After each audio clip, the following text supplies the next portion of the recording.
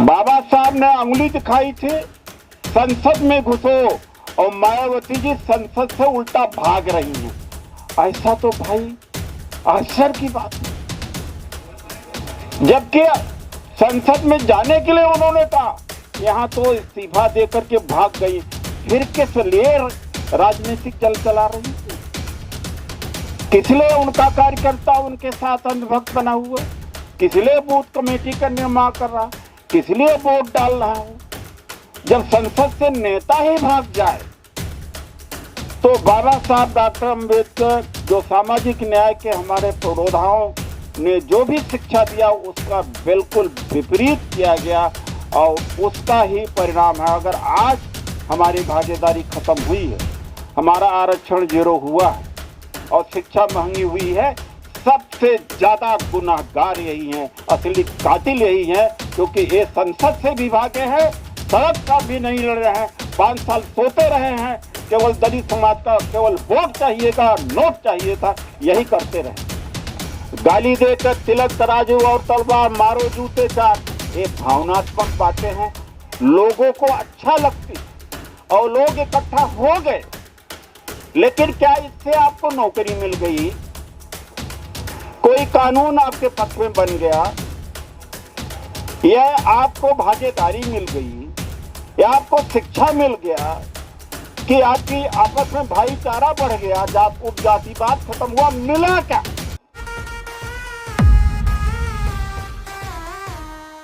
ये पैगाम है भारत के हर कंटेंट क्रिएटर के नाम। जय भीम जय भीम, बड़ा सीधा हसीन, जय भीम जय भीम। जय Bhim app available on the play store and Apple app store now.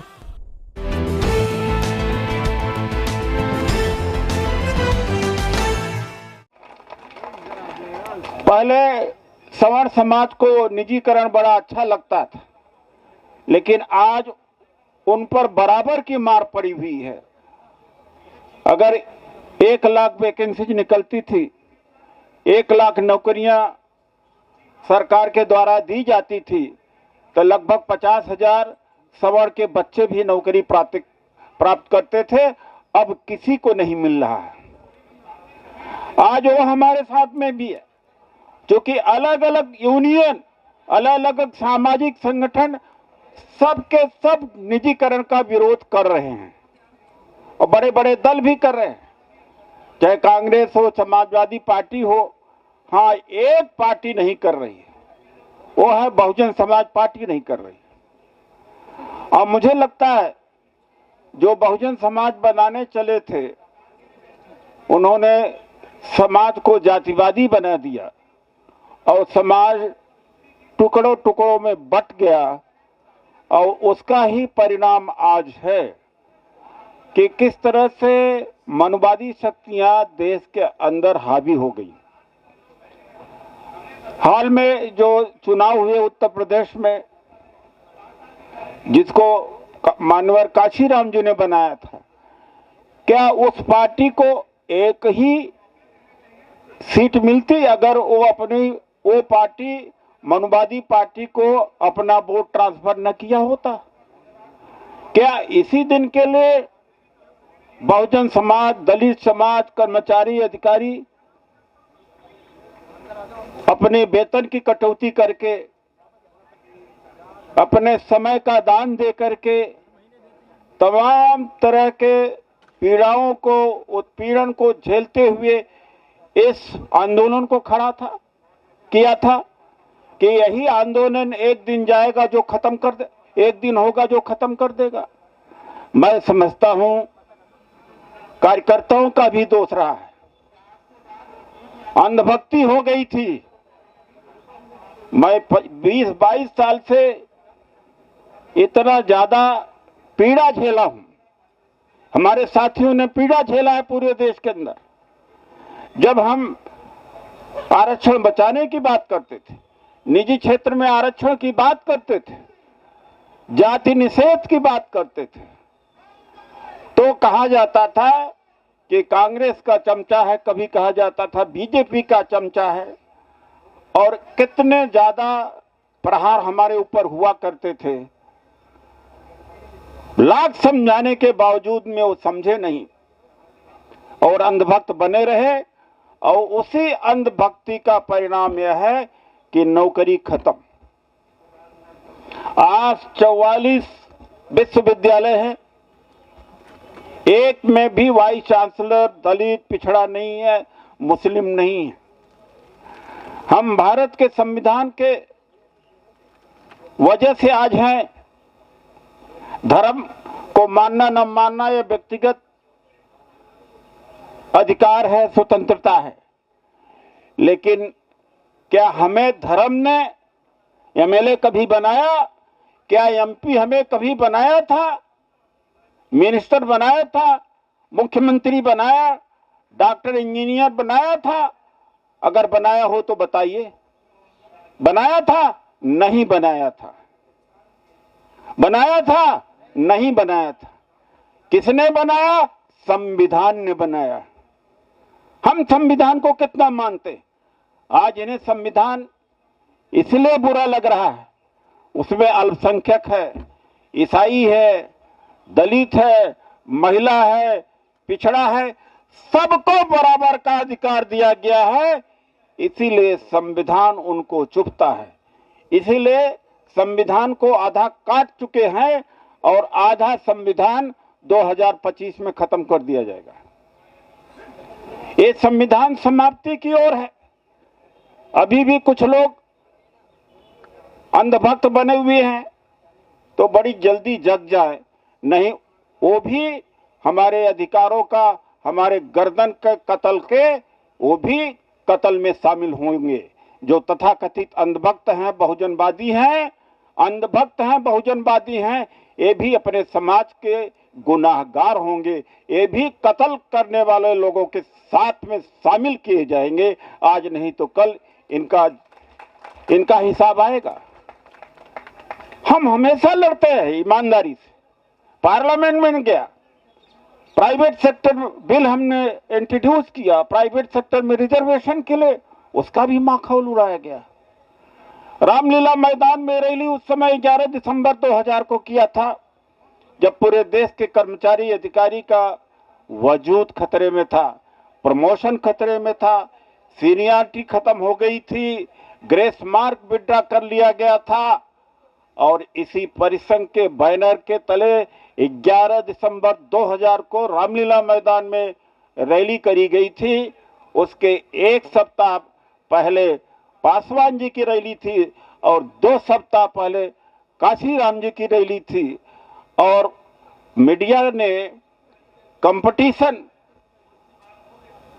मान लिया था, लिखना शुरू कर दिया था कि 3 दलित नायकों की आपस में होड़, जबकि ऐसा कुछ नहीं था। एक संयोग था कि मानवर काशीराम जी रामलीला मैदान में रैली कर रहे थे और पासवान जी रामलीला में ही किया, वो लाल किला में कर रहे थे, हमने रामलीला मैदान में ही किया था। और उस रैली के ऊपर पूरी मीडिया की नजर थी।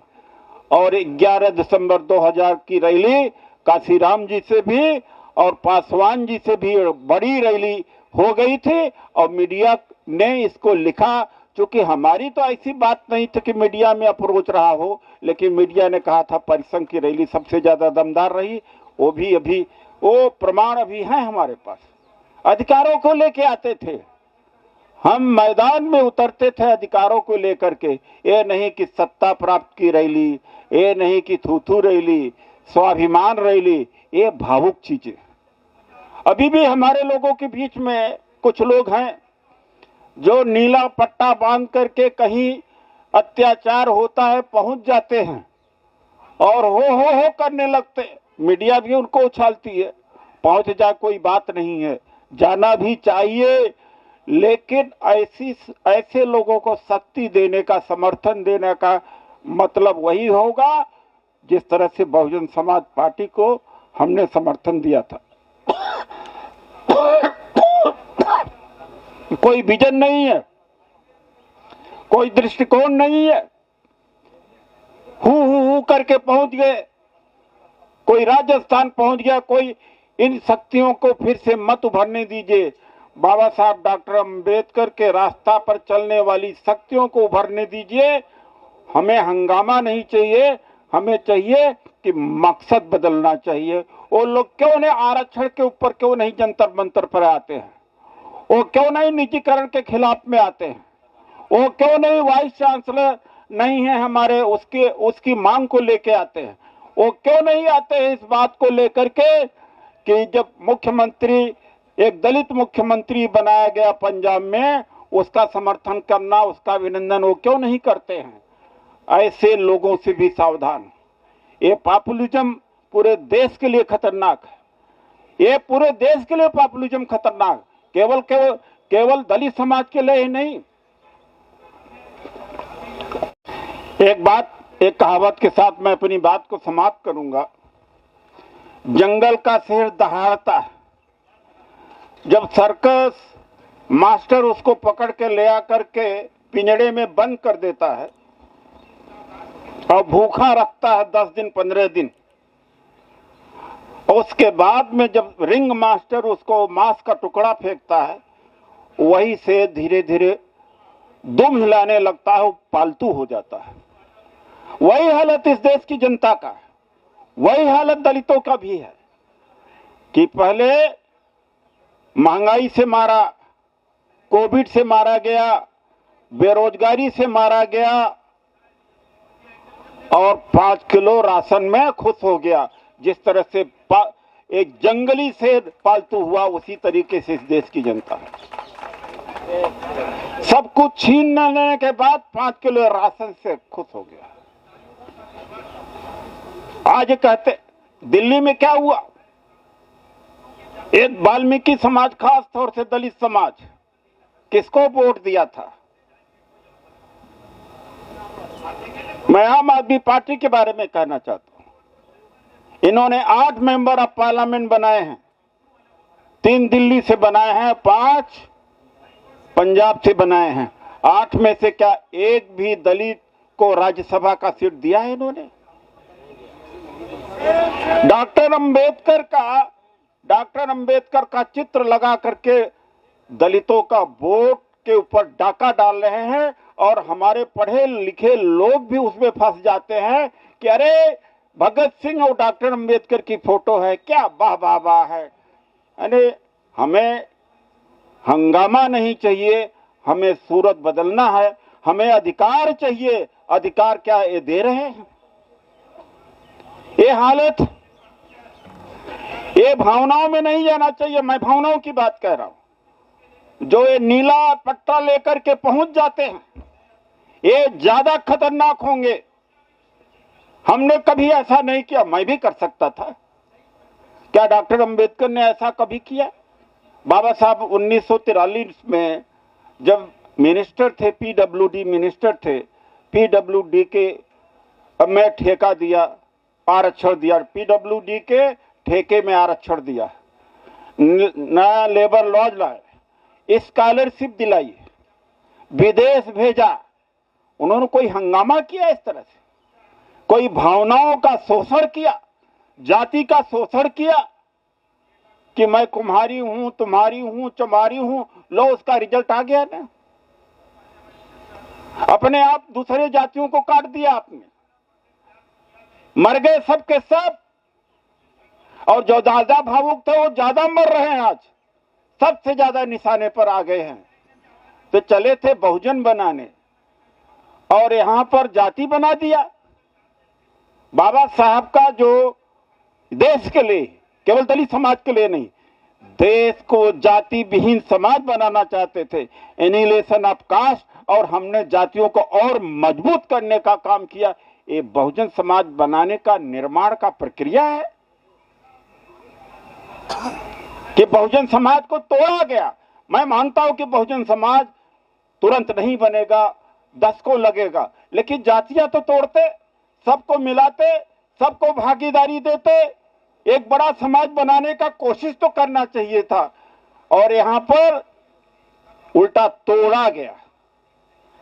परिसंघ के अलावा अगर कोई संगठन है इस देश में, अगर कोई और है, तो मैं अभी ये कहूंगा कि आप मुझसे अच्छा या इस परिसंघ से अच्छा कोई और संगठन है, आप चले जाइए, उनके साथ खड़े हो जाइए। अगर समाज का हित होता है, आरक्षण बचता है, संविधान बचता है, बाबा साहब की विरासत बचती है। अगर नहीं है तो अकेले क्यों आए हो? आज अकेले आए हो भी हो तो लौट करके जा करके आज से प्रचार शुरू कर देना। आज से जूम की मीटिंग, आज से व्हाट्सएप पर ये मैसेज देने की कोशिश करिएगा, ट्विटर अकाउंट से, क्योंकि अब लड़ाई मोबाइल पे हो रही है। अगर मोबाइल पर लड़ाई आपने नहीं लड़ा, आप लड़ाई वैसे हार चुके हैं, कभी नहीं जीतेंगे। अब उस दिन का इंतजार करिए जब 70-80 वर्ष पहले का समय हुआ करता था। अब आपकी हालत वो करी जाएगी, ऐसे आपके कत्ल किए जाएंगे, ऐसे अत्याचार किया जाएगा और किस तरह से शासन प्रशासन से निकाल कर फेंक दिया जाएगा, इसका अंदाजा कुछ तो लग गया है, लेकिन आगे का अंदाजा आप सोच भी नहीं सकते हैं। वो हम लोग सोच रहे हैं, चूंकि अंदर के भीड़ थे। मैं सत्ता पक्ष में, मैं भारतीय जनता पार्टी में गया, 400 लगभग 500 मेरे स्पीचेज है।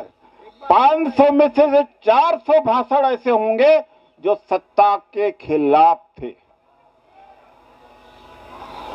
बाबा साहब ने उंगली दिखाई थी, संसद में घुसो, और मायावती जी संसद से उल्टा भाग रही हैं। ऐसा तो भाई आश्चर्य की बात है। जबकि संसद में जाने के लिए उन्होंने कहा, यहां तो इस्तीफा देकर के भाग गई, फिर किस लिए राजनीतिक जल चला रही? किस लिए उनका कार्यकर्ता उनके साथ अंधभक्त बना हुआ? किस लिए बूथ कमेटी का निर्माण कर रहा? किस लिए वोट डाल रहा हो? जब संसद से नेता ही भाग जाए तो बाबा साहब डॉक्टर अंबेडकर, जो सामाजिक न्याय के हमारे पुरोधाओं ने जो भी शिक्षा दिया, उसका बिल्कुल विपरीत किया गया और उसका ही परिणाम है। अगर आज हमारी भागीदारी खत्म हुई है, हमारा आरक्षण 0 हुआ है और शिक्षा महंगी हुई है, सबसे ज्यादा गुनाहगार यही हैं, असली कातिल यही हैं, क्योंकि ये संसद से भी भागे हैं, सड़क पर भी नहीं लड़ रहे हैं, 5 साल सोते रहे हैं, केवल दलित समाज का केवल वोट चाहिएगा, नोट चाहिए था, यही करते रहे। लाश में बदबू आने के पहले लाश को दफन कर देना चाहिए। अब इनको खत्म ही कर देना चाहिए। अब इन्हें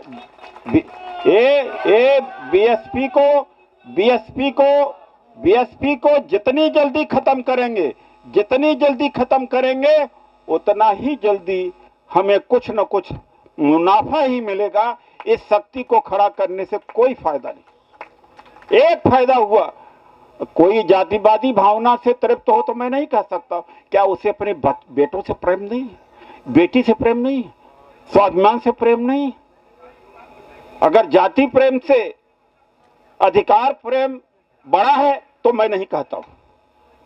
मैं उपजाति को नहीं मानता हूं, न मानूंगा, चाहे मैं असफल हो जाऊं, चाहे कुछ न रह जाऊं। हमारे यहां कोई जाति नहीं चलती। लेकिन ये तथाकथित जो ये मिशन चला रहे हैं, कुछ जो कर्मचारी लोग हम मिशन चलाते हैं, क्या करते हैं? एक बहुत भावनात्मक उत्तेजक गाली ब्राह्मणवाद को देते हैं, मनुवाद को देते, कहते हैं इनको निकाल के फेंक दो। अरे नालायकों, तुम्हारे हाथ से सब निकल गया, अभी भी तुम केवल गाली और आलोचना तक हो, बंद कमरों में हो और चंदा इकट्ठा करने का काम कर रहे हो। अभी तक उन्होंने किया क्या है? और झूठ बोलने का काम करते हैं। उन लोगों से बचने की कोशिश करिए। आज भी उनको देखिए, मैं ये कहना नहीं चाहता हूं, जो नंबर 1 दुश्मन की पार्टी है, जो आरक्षण खत्म कर रही है, उनको गाली बाद में देते हैं, पहले गाली उसको देते हैं जो हमें कुछ दिया है। ये क्या दर्शाता है? या एजेंट हैं, या गाली गलौज की भाषा, उत्तेजक भाषा का इस्तेमाल करके अपने साथ में रोकना चाहते। जिस तरह से मुसलमानों को दिखा के हिंदुओं को इकट्ठा किया गया, बर्बाद तो हिंदू हुए, मुसलमान की क्या बर्बादी हुई? मैं तो नहीं समझता हूं ज्यादा बर्बादी हुई। डरवा जरूर दिया गया, दूसरे दर्जे का नागरिक जरूर बना दिया गया, लेकिन नौकरी हिंदुओं की गई। 60 लाख अगर इस देश के अंदर उद्योग धंधे बंद हुए तो हिंदुओं के बंद हुए। बेरोजगार अगर बच्चे हैं तो हिंदुओं के हुए।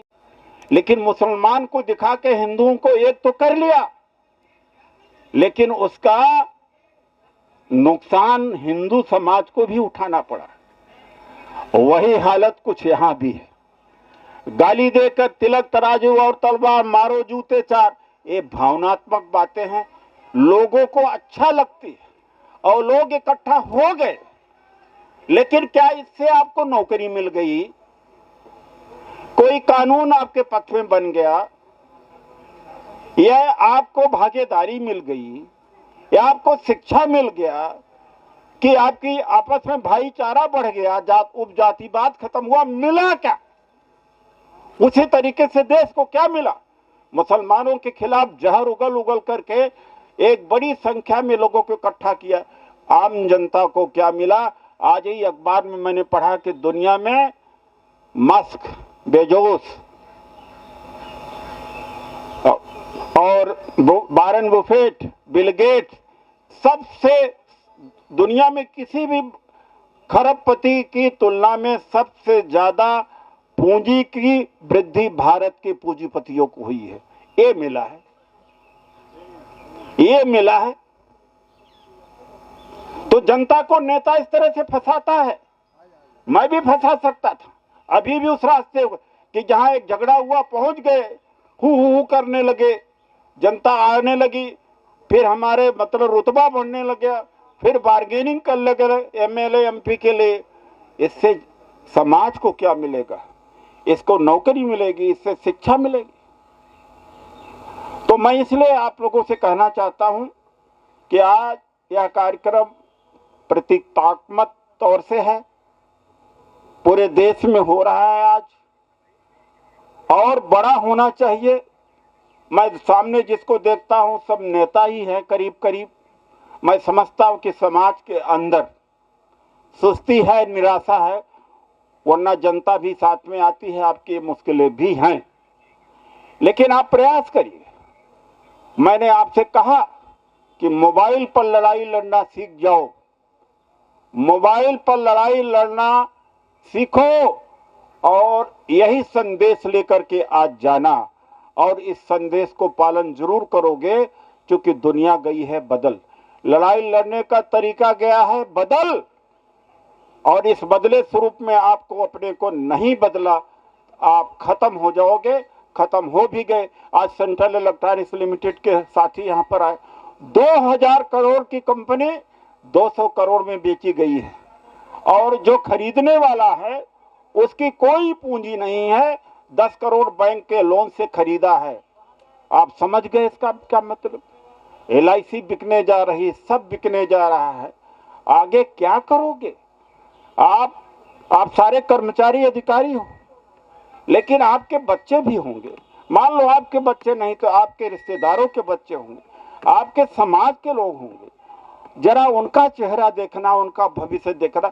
जब उनका धुंधला चेहरा देखोगे, जब उनको गुलाम होते हुए देखोगे, आप एक कल्पना करिएगा, एक सपना देखिएगा कि आने वाले मेरे मरने के बाद गुलाम होंगे या मेरे जीते ही गुलाम होंगे।